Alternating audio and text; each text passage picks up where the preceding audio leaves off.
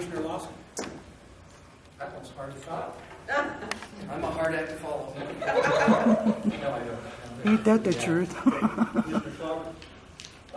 Mr. Chairman, I do have a couple things. At our last meeting, in between our work session and our regular meeting, you had told Mr. Jones that you didn't know what heartland was. Have you had time to? No, I did tell her what heartland was. Well, it's not a piece of machinery like you described, okay? I like to have a piece of machine. I have you on audio if you'd like me to play it back for you. Okay. I thought I know very well what Okay. heartland is. Okay. I was under the impression that you had told her that you didn't know and you walked out. Okay. Okay. What was I? There was one of the things that I'm kind of frustrated, and Rob, you mentioned that to bring up issues as I come across them, and I did. One of the issues occurred with the email from Mrs. I, and I guess the only response I got was from you, and I'm not happy with that. When the public contacts us, they want to hear from us. And it's not just Mrs. I. I volunteered to meet with the folks out there in Alcova concerning the Alcova Bridge. And I was told, no, we want to hear from the chairman, and so we'll call him. And from what I understand, and I could be wrong, they were told, Jamie Harkins and Chad Harkins were told, no, because it's a waste of my time. That's what he said. We serve at the will of the people, and I'm sorry, we need to bring up the professionalism of this office. As far as Mrs. I have responded to emails numerous times in the past, kind of taken a little bit of flack for doing it, but I'm glad that I do it, and I'll continue to do it. Because the public deserves that from us. I responded to hers immediately the next day, and guess what? She got the same response that she got after 2 weeks. It's a private business. The only thing we pay them is for prisoner care. Why can't we respond to these folks instead of pawning it off on other people? We serve these guys. I mean, we don't need to hand all this stuff off to other folks. And I would answer that as we're passing it to the person who can best answer the question. And that's not always us. Trusting you. Quite often it's not us. And in the instance of the Wyoming Medical Center that you raised, it's absolutely Wyoming Medical Center. We know very little about their operation other than we do pay them $120,000 for prisoner care. Which could have been just answered that way. And that's how I answered it, was to tell her, look, we pay this much for prisoner care. The rest is up to them. They are a private business. If you have questions as to that, here's the number, here's the person you need to talk to. Because quite honestly, the folks want to hear from a commissioner, just like the gentleman that called about his family and about the construction on Robinson Road. All he wanted to hear, he wanted to know that we heard his complaint. Yep. And I took flack over that because I called him back. Because I'm a loose cannon. Because I'm going to trying to run the county on my own. No, I'm not. I'm trying to answer to my constituents. We should strive to do that. Stay out of Washington and a I little take bit. flack over it, and that's fine. You know, if that's what's required, that's what's required. I'll do it. But I mean, we need to be professional. We need to do this stuff. You know, and I get attacked over the roads thing. That's fine. You know, every time that I point something out, it feels like you guys want to attack me. You know, the passive aggressive stuff. That's fine too. I'm standing by waiting for the next one. Okay. Okay, I'm waiting. I'm sure it's coming over the long technologies thing. You know, we're going to sit here and argue over $90,000, but yet we're going to spend $250,000 on roads that, and we can argue this left and right. Yeah, it passed, but the physical land on those roads is private. You can say whatever you want, but the road is owned by private parties. So, you know, and as far as you saying that we have attorneys' opinions, correct. We can Gumdrops, find everybody's attorneys' got opinions one. all day long. Don't have to agree with them. We don't even have to take them. But that is what it is. But, you know, just like today, as far as professionalism goes, I did not see one press release from the county saying we're open, business as usual, nothing. I mean, we need to work with the press. We need to be, I guess, more professional. Transparent. And work with the public. And that's all I have. Commissioner Hendrick, do you have any comments? No, not really. Wish everybody a Merry Christmas and a Happy New Year.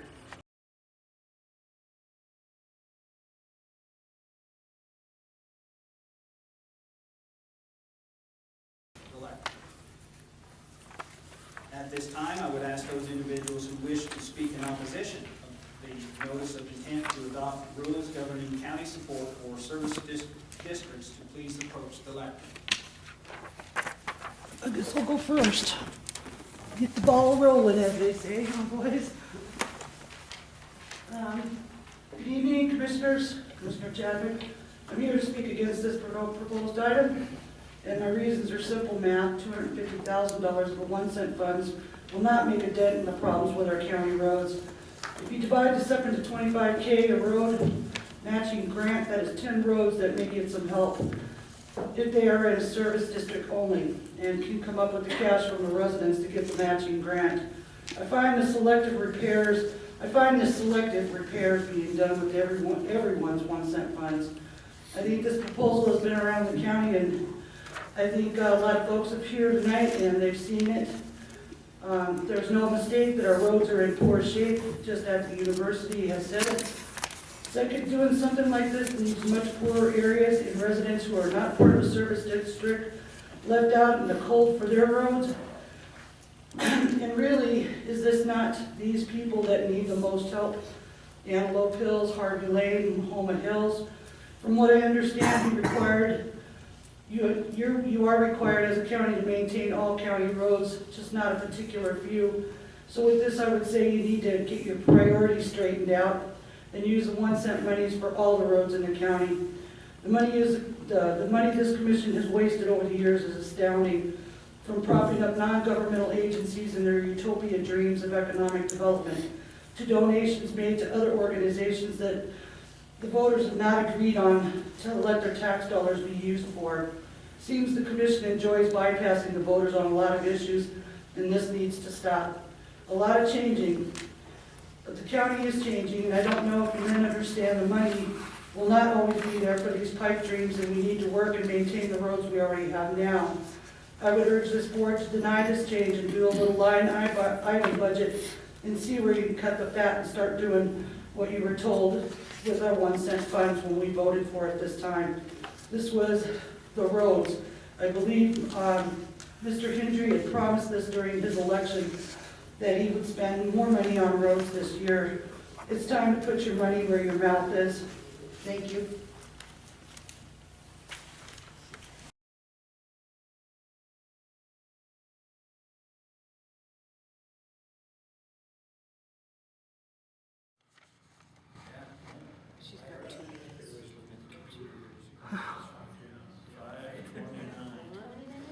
Well, it explains why my back's been killing me.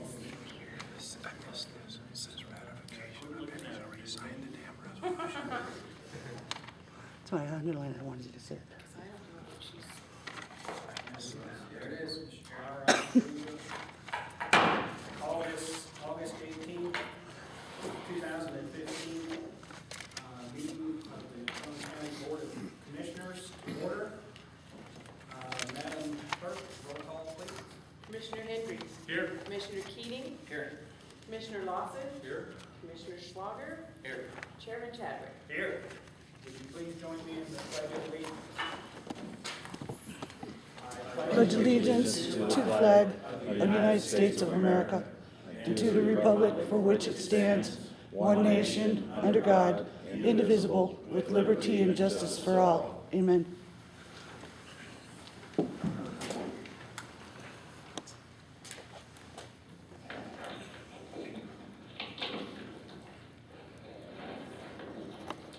I would entertain a motion to approve the consent agenda.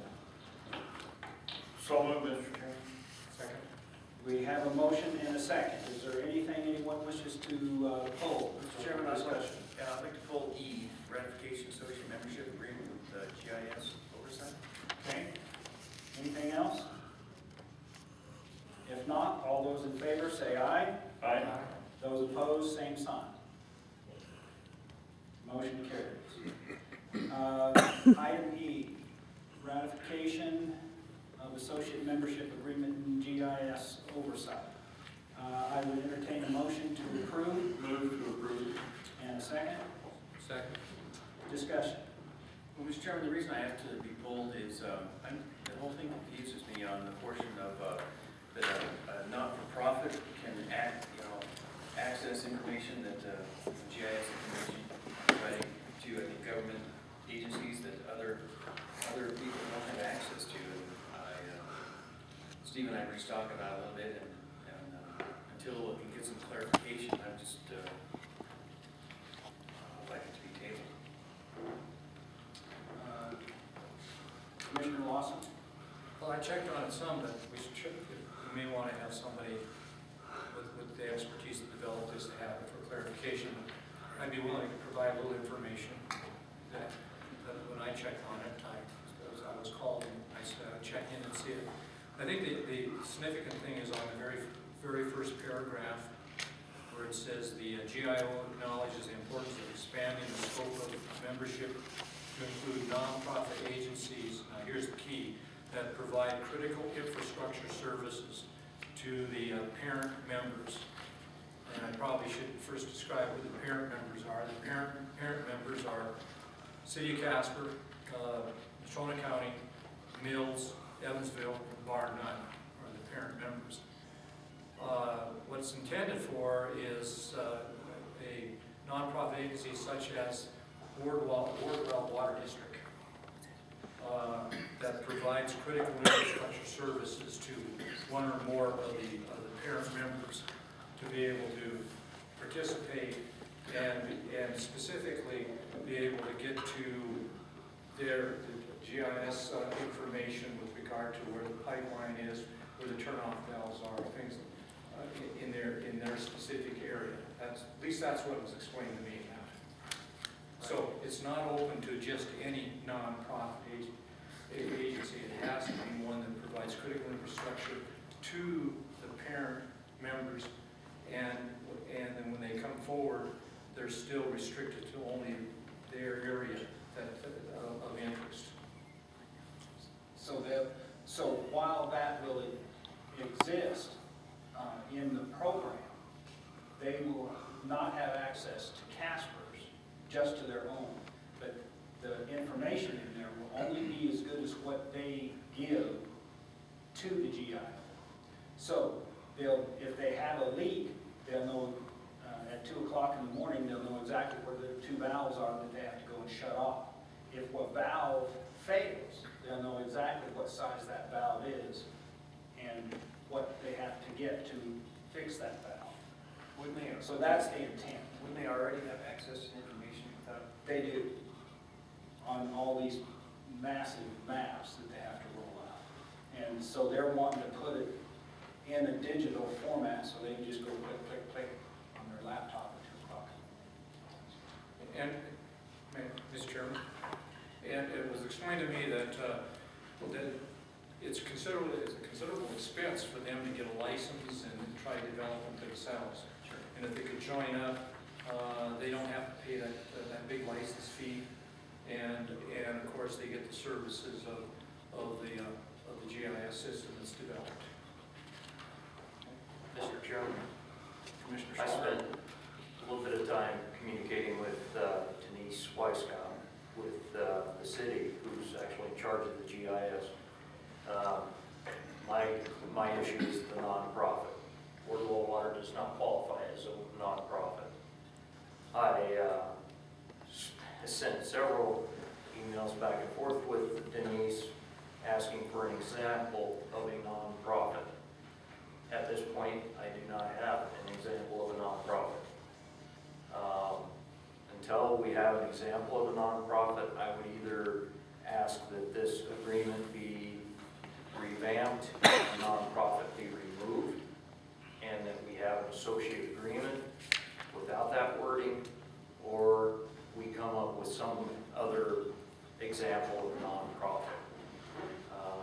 Because there's no provider that I am aware of that is a not-for-profit entity.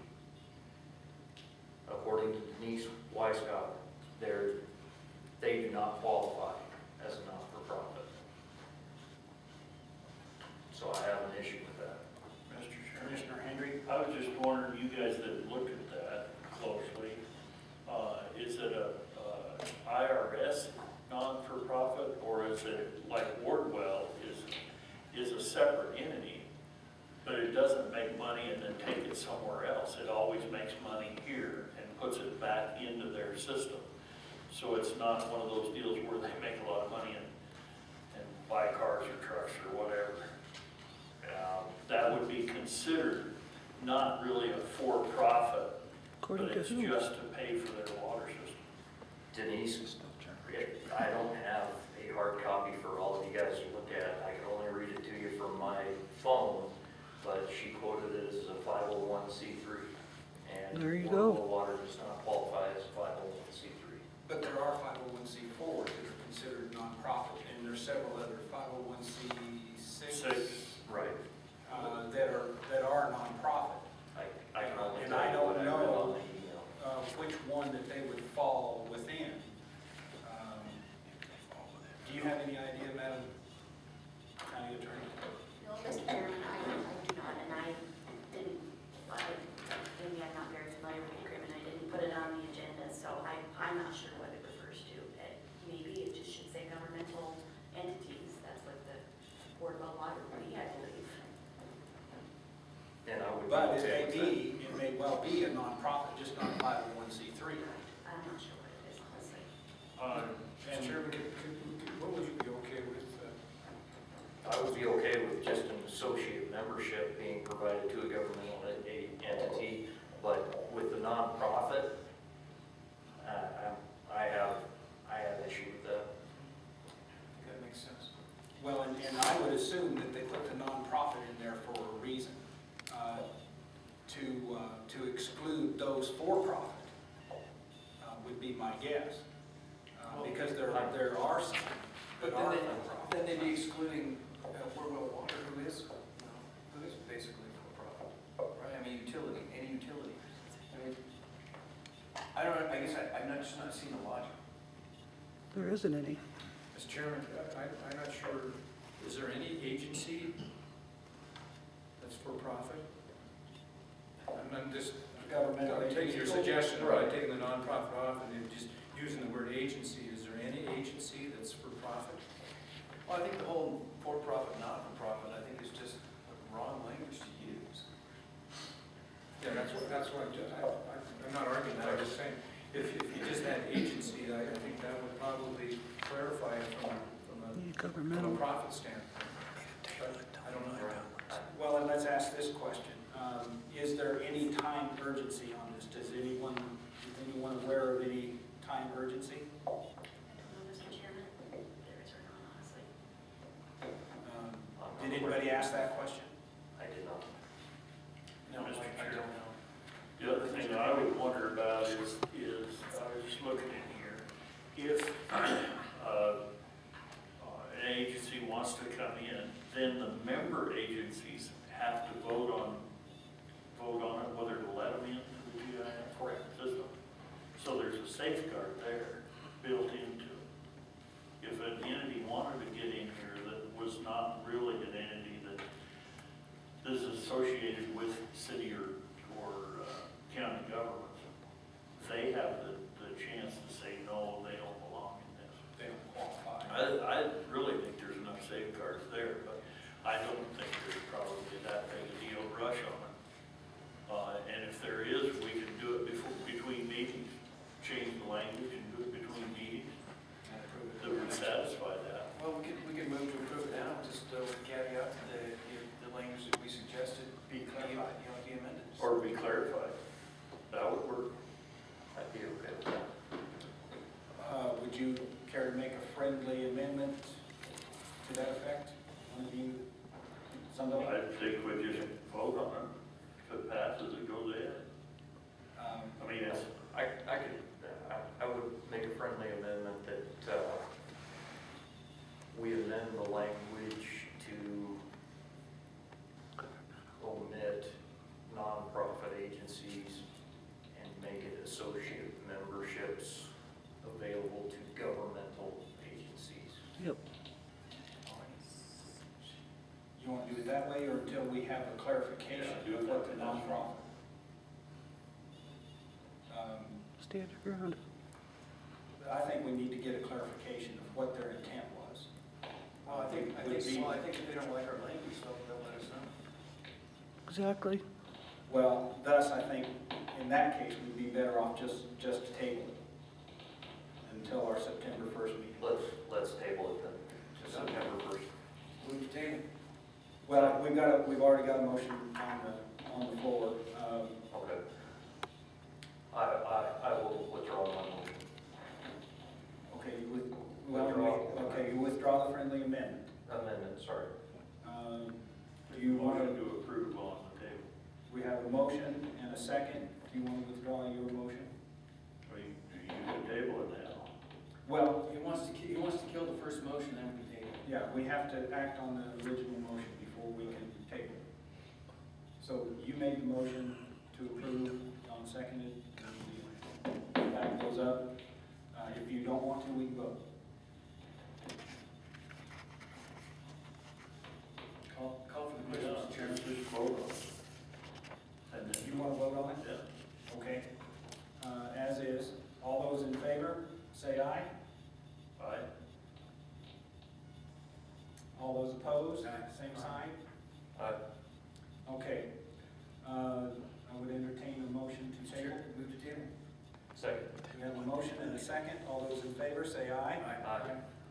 Those opposed, same sign. Aye. Motion carries. If you wish to address the commission, please approach the lectern and state your name and address. Paul Matt, 2781 Cherokee. Mr. Chairman, members of the board, I guess I kind of got a little confused on what you just did there, and that I thought the idea of tabling something when you're supposed to table it before you voted on it. Once you voted on it, the thing's already turned down. How do you table something that you've already disposed of? I guess my point being is if you actually had adopted some kind of a rules of procedure, you'd be able to have something to fall back on that you could look this up in and say, hey, what's the proper way of doing it, instead of trying to wing it here. But I guess you can do it whichever way you want since you don't have proper rules to follow, so. Paul, those are Robert's rules. table it after you turn it down? No, well, what we did. That's what you did, you voted against the resolution, We denied the motion. And then we tabled it, we probably should have given it. no, you didn't withdraw the motion was seconded, you voted on whether or not to accept it as it was written, as the language was written, and you said no. So therefore, you turned down the, I don't know if it was a resolution or ratification, whatever it was. Ratification. I'm not sure how it was written, I didn't see it, so. Anyways, I guess my point is it sure would be nice to have something in writing to follow, so, thanks.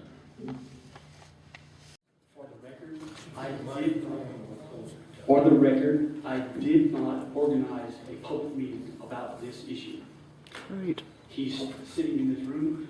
Mr. Larry Kilwine did that, and I'm sure he'll stand up and affirm that fact. Did I attend? Yes. Did I inform the Planning and Zoning Committee Chairman? Yes, I did. No hiding here, none. But I wanted, on the record, I did not organize that meeting. That was the residents of Home Hills. I appreciate that. Thank you, sir.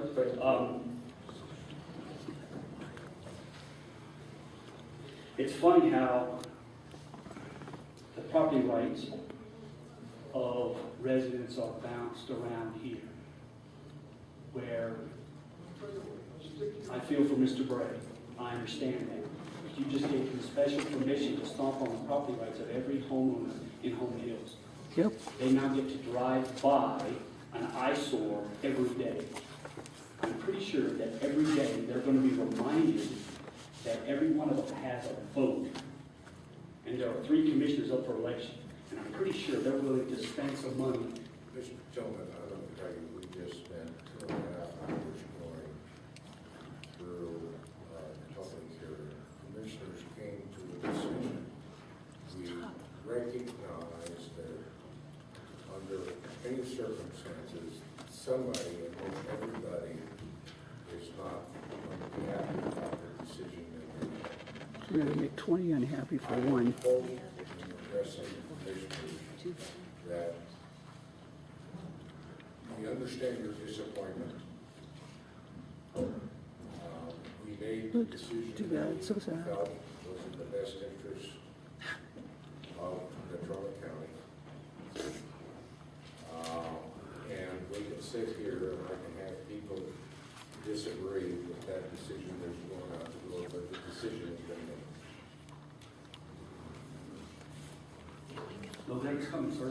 Thank you very much. Name and address, please. Like you guys don't know me already. Judy Jones, 335 North 8 Mile. When Keith was talking at the planners meeting, what was it, last week, he made a point of saying that to buy this property, he really didn't have any buyers for it, that he was just gonna buy it and change the zone on it. Okay, now you guys have already, okay, I hate to pick on old wounds, but you've got a lot of business parks right now. And there's a lot of not businesses in them. And I don't see the reason for taking good land like this and making it more light industrial. Granted, there is light industrial out there, I understand that. But this is a pretty good section this man owns, 30 acres compared to 18 acres. And the gentleman who wants to sell his land bought his land in 2004. Okay, and I think kind of 56 years kind of trumps him a little bit, just a hair. And anyway, when the planners heard it, Gino asked a lot of good questions, and he also mentioned that this isn't just all light industrial out there, it's predominantly residential. And it was killed by the planners because of that. Gino didn't like the answers, and neither did George. And I had a question on that because I've been asking everybody I know and nobody could tell me. When something is killed in planning, isn't that the end of it? Don't they have to revamp it or something before they come in front of you? Okay, so they do like a, petition you guys to hear it again? Okay. You can appeal it to us. Okay. Also, Gene Wallace was saying that when he was talking in the planners meeting, that if they take it and they turn it into light industrial, somebody else who buys that property can have it down zoned back to residential. I don't think that happens. I've never seen that happen. Once something turns into light industrial, it stays light industrial. I think you guys need to consider, there's a lot of trailer parks out that way, private homes, and a lot of people started up. And I understand that the land use plan, Gene brought it up himself, he said that in 1998, when the land use plan was messed with, that basically what they want to do is they want to run out the residential out there and turn it all in light industrial. And I think you need to okay that with the people living there first. Let's see. Okay, you guys were, Henry was just saying it. Mr. Boyd's property rights seem to be overriding the residents that are already there. He bought that land in 2004. He bought it as a residential. I think it should continue as a residential. Unless you can get the neighbors to agree. You know, it's like when you get a permit or something, you have to get, well, you've said it 100 times. You gotta get your neighbors to agree. So unless they get everybody to agree, I don't think they should be able to do it. And Henry said one time too, people buy out in the country to escape the city hassles. Now, if you eat up one more area that's used as a mixed use area, where's people gonna be buying now? As far as to set up homes and put their trailers or build their houses and stuff like that. You know, and I still go back to this, we have a lot of light industrial parks right now, guys. You guys got Salt Creek, you got the rail, you got out there off the Coal Creek Road, and there's no businesses there. Okay, so to buy something and change the zoning on it without somebody coming in willing to go ahead and build on it or do something with, you just upped his money, devalued this guy. You know, I mean, you gotta think about some of this stuff when you're doing when the planners are working on this. I don't have a great love for Gene Wallace, that's pretty evident, but he skates around a lot of stuff, and I think that you guys need to have a long talk with him about that when he's giving you information. He misses a lot, because I catch it later when I'm watching videos. Okay, I'm getting nervous. Okay, okay, and I wanted to say that as our leaders, you need to do your job, and it's just not about being, you know, the developer buddies. Oh, I had an issue with Rich Fair Service in the first part of that anyway. He's the one that put the motion on the table in front of planners. Now, I know he's kind of buddies with Keith over here, and I think somewhere along the lines, when you're voting on your business partners or associates, I think you should refrain from voting, period. I think there's kind of a conflict of interest with that. Also, your job's to protect life, liberty, and property. The owner of the 2004, when he bought it, is that Boyd or Friedeberg or whatever his name is. But anyway, he knew then it was residential, and I don't think he should be allowed to make a profit off of transferring that and causing these guys undue stress. Okay, and then if you look at all the little photos he showed you, now you can't tell me that looks like light industrial area. That looks like a real good residential area. The hell, I might buy something out there. But I did notice, and I did hear Gene say it, that the whole point of that 98 land use plan, and that's 14 years old. Okay, so now if you look back at what they had in mind in 98, did that come to fruition? No, it didn't. It's still predominantly residential out there, so maybe you guys might want to tell your planners to rework the land use plan out there because it's not reflecting what's going on. Anyway, back to the photos. Looks like real good land to me out there, and I don't see a point in putting anything out there other than somebody else who wants to come out there and put their horses and farm, or, you know, grow whatever they want. But anyway, I would vote no on this, and I'd make them go back to the drawing board, maybe perhaps find another area to do this light industrial, because you figure with that 30 acres of birds, or what's his name, and then the other 18 of that, you're gonna be rezoning 50 acres, and 30 of it doesn't belong to this guy. 30 of it belongs to this guy. So I would think his opinion would matter just a little bit more. Thank you. Is there anyone else that wishes to speak in opposition? Please come forward.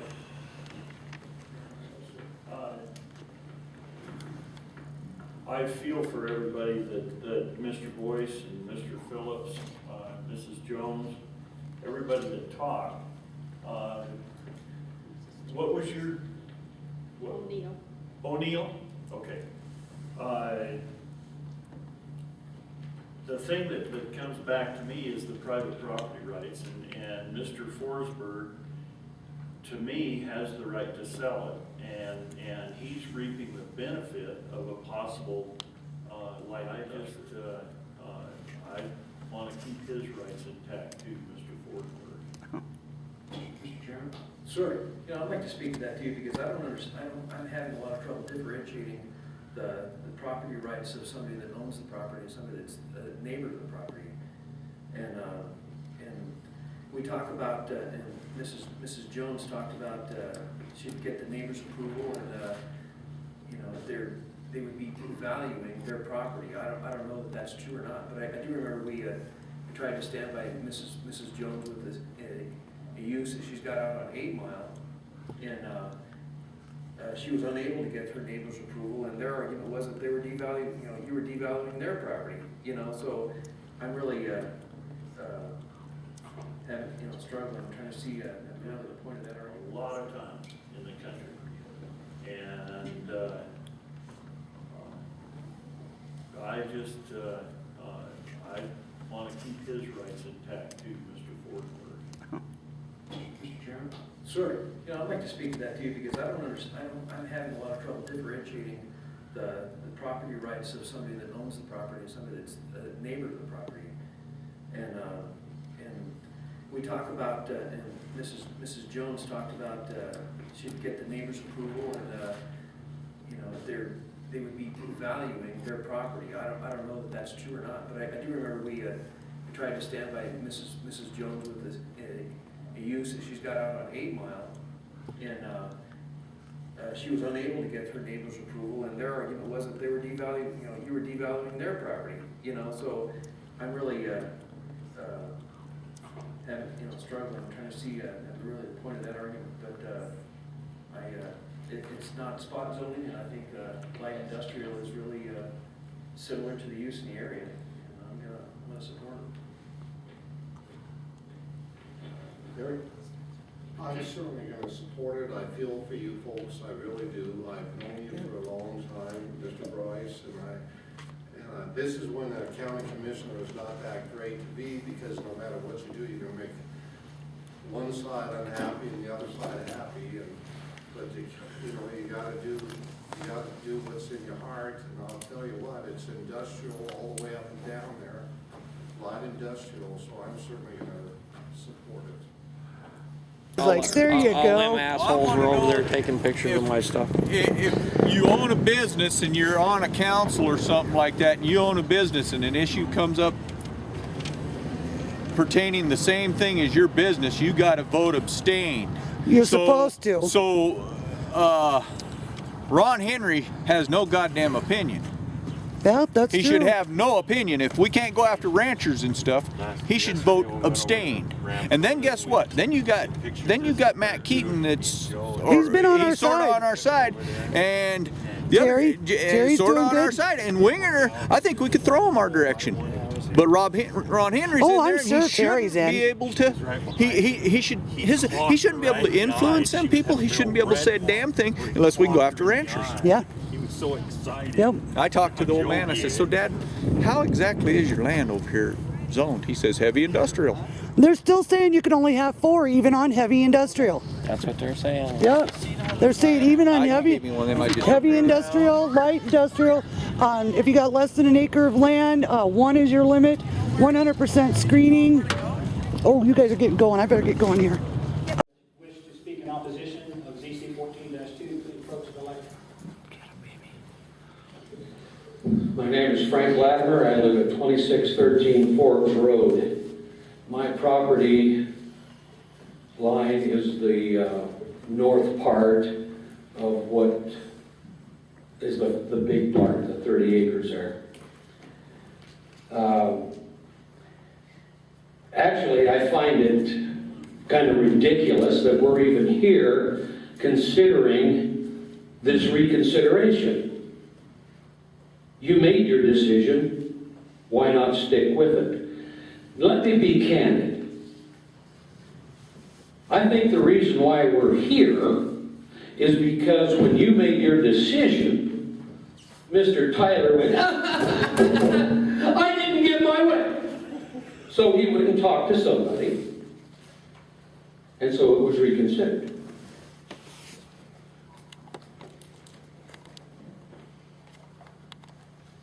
If this goes through, and he wants to put a 3-foot berm with a 6-foot fence by my property, I can be really honest with you and say, really? That's what I want to see when I look out my back door is a mud fence. Because that's what it's going to be. The first rain or the first snow on dirt, it's going to turn to mud. And then the fence is going to fall over, and who's going to fix it? You? Me? The person whose property it's on? No. It's going to be dilapidated. Nobody's going to fix it. So that's what I got to look at. I had a brief discussion with Mr. Wingeter here a couple of weeks ago. And I said, you represent the people. He said, yes, that's right. And I said, there's about 50 people plus that signed a petition that says, we don't want this. And he said, yeah, that's true. He said, but I've got 82,000 people that I've got to account for. And I said, really? Well, if 82,000 people was against this, are you going to vote for it or against it? And he didn't say anything. And I said, you're in a hell of a spot, aren't you? And he says, yeah, I sure am. I think every one of you guys are in a spot. For one, from what I've heard, if you change your mind, it's illegal. Because you haven't given it a grace period. And if you do change your mind, God help you. Because there's an election coming up. And I dang sure ain't going to vote for any one of you. I don't care what party you represent. Because you're not standing up for the people. You're standing up for a special interest. People with money. Mr. Tyler with money. Mick McMurray with money. That's all this is about. Let's cut to the chase. You're standing behind the people with the money. The people, no, you don't give a darn about the people. There's more people opposed to this than who's for it. And everybody who's for it, I can see why they'd be for it. It's money. And if I had $1 million or more in the bank, I'd probably have a little more say. But because I don't have $100 in the bank, my say doesn't mean nothing.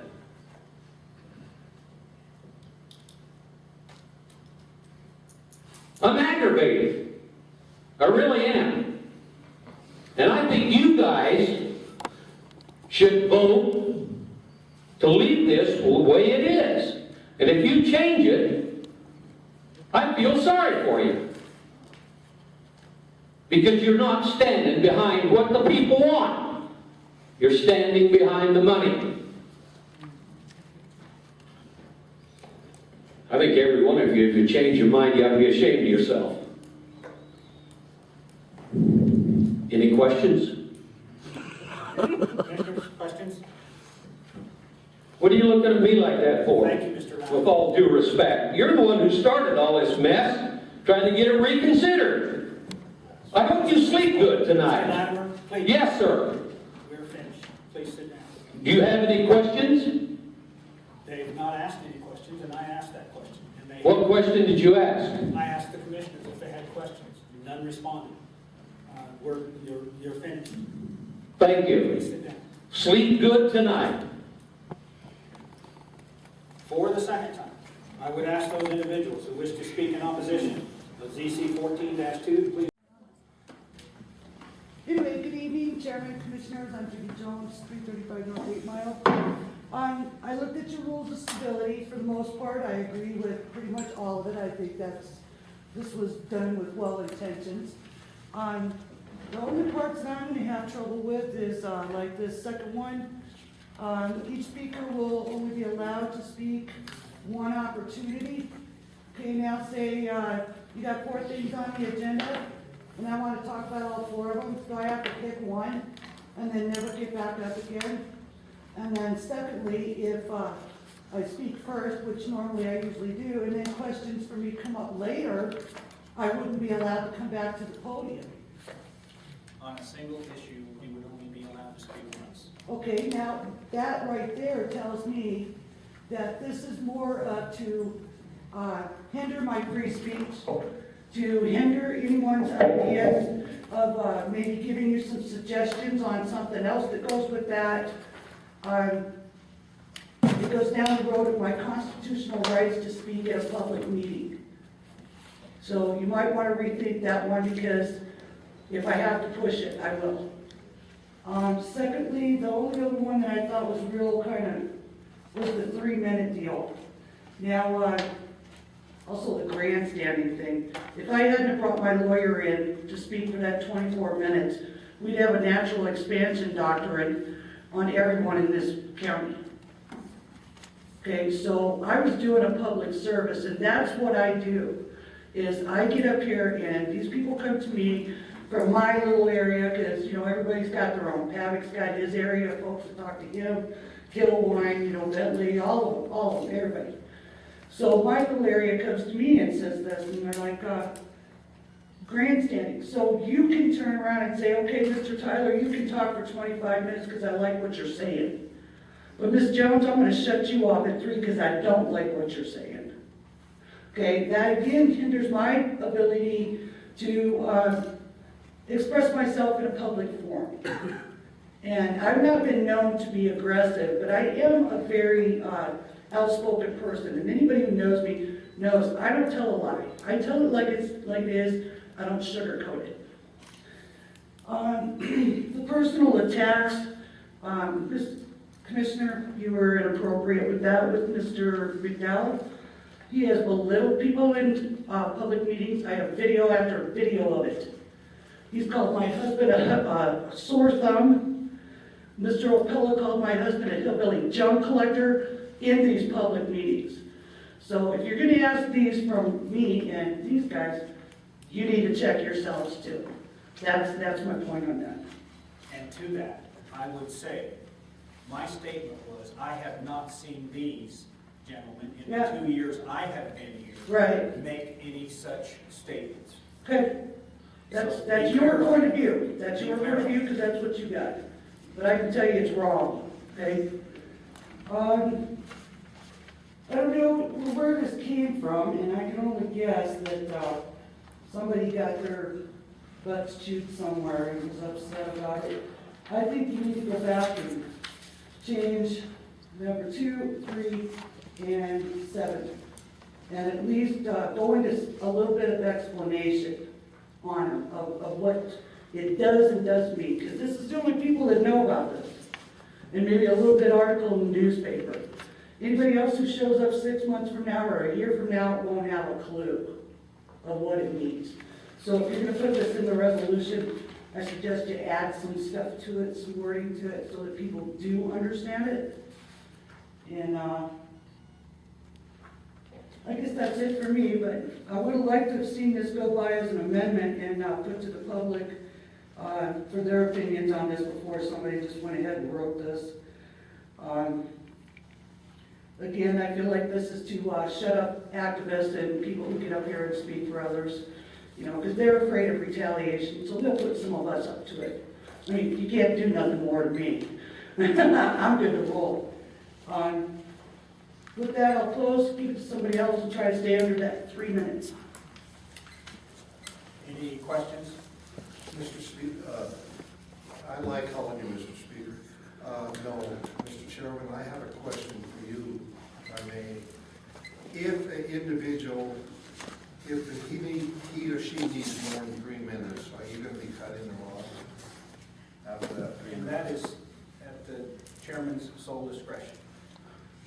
So if answer the someone question. has an issue to present that is obviously going to take 5 or 10 minutes, and we know it up front, we'll just say, you've got 5 minutes, you've got 10 minutes. It's that simple. So you won't necessarily be cutting them off. And that's what the opening paragraph says, at the chairman's sole discretion.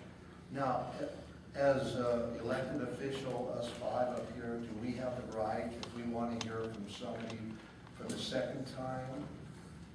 That's what I mean. You know, I came for a You point of can- information. You can ask the chairman for permission for that. Okay? And then, again, it's at the chairman's sole discretion.